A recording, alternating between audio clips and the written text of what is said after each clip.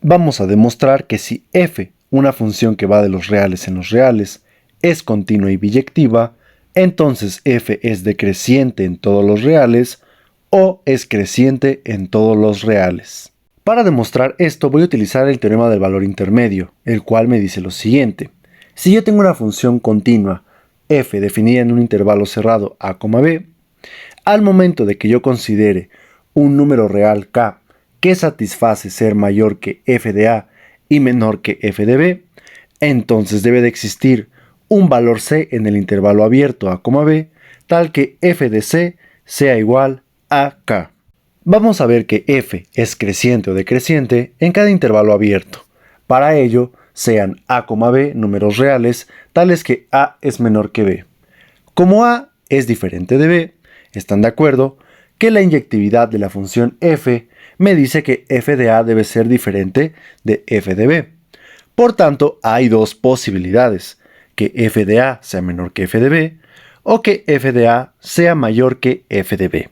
Vamos a analizar cada posibilidad a ver qué podemos obtener. Vamos a analizar el caso donde f de a sea menor que f de b.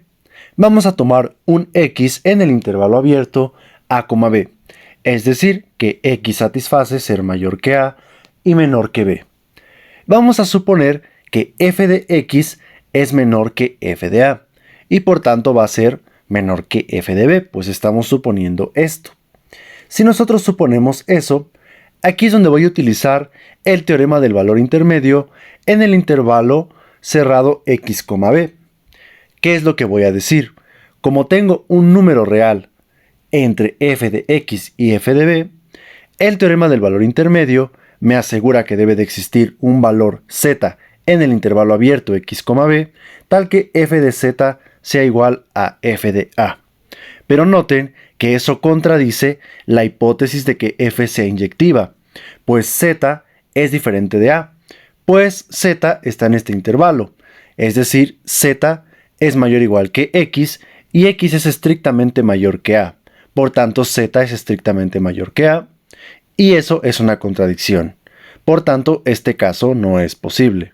Del mismo modo, si ahora suponemos que f de x es mayor que f de b y por tanto mayor que f de a, ahora aplicaré el teorema del valor intermedio en el intervalo cerrado a, x. Como aquí tengo un número que es mayor que f de a y menor que f de x, el teorema del valor intermedio me asegura que existe un z en el intervalo abierto a, x, tal que f de z es igual a f de b. Nuevamente, esto viola la inyectividad de la función f, pues z es diferente de b. Entonces, este caso tampoco es posible. Como lo he mencionado anteriormente, f de x menor que f de a y f de x mayor que f de b no son casos posibles.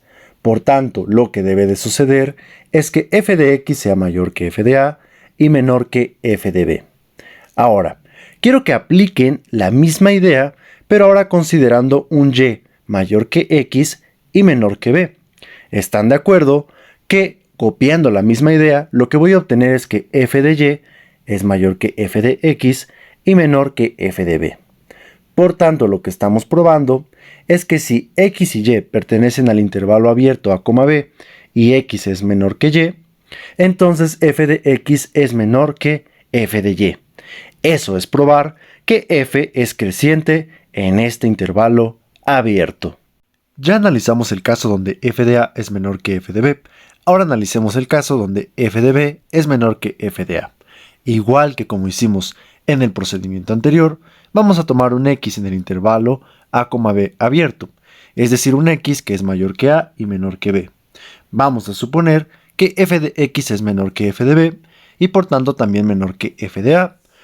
Ahora vamos a aplicar el teorema del valor intermedio en el intervalo cerrado a, x.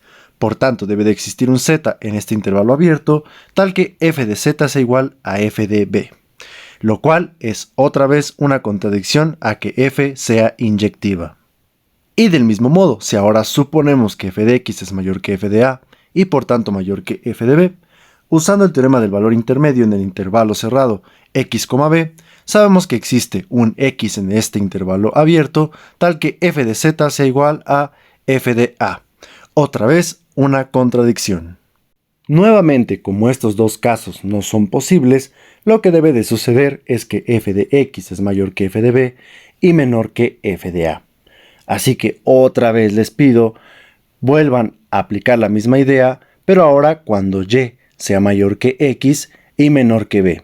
Lo que vamos a obtener es que f de y es mayor que f de b y menor que f de x. Así que lo que estoy probando es que en este caso f debe ser decreciente en el intervalo abierto a, b. Resumiendo todo lo anterior, el primer caso nos probó que f es creciente en todo R, pues probamos que f es creciente en cada intervalo abierto. Y el segundo caso nos prueba que f es decreciente en todo R, pues probamos que f es decreciente en cada intervalo abierto. Así que la prueba ha terminado.